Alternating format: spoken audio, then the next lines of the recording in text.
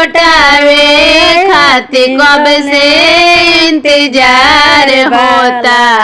इमली घोटावे खातिर कब से इंतजार होता। जल्दी आओ मामा हमरा मड़वा में काज होता। जल्दी आओ मामा हमरा मड़वा में काज होता।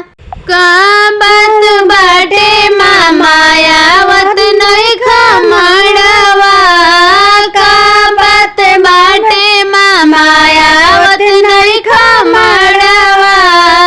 कब से हम कहतानी मामा जा कहानवा। कब से हम कहतानी मान जा कहानवा। तोहरा ही दीदी के इज्जत अब बेकार होता।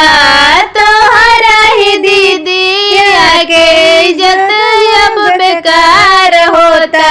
जल्दी आओ मामा हमरा मड़वा में काज होता।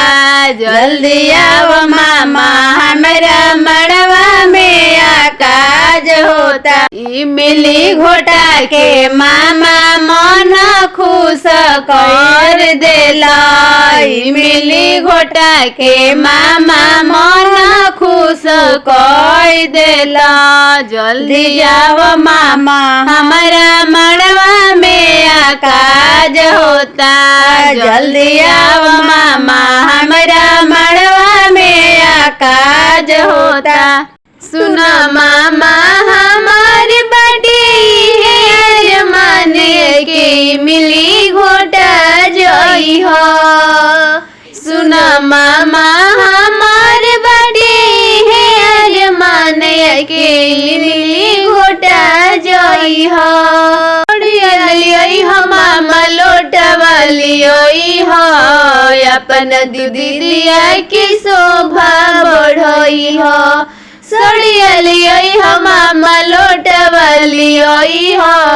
अपना बहिनिया के इमली घोटोई हो। इहे करेली भगिनी मामा तो से पुकारिया के इमली घोटा जोई हो।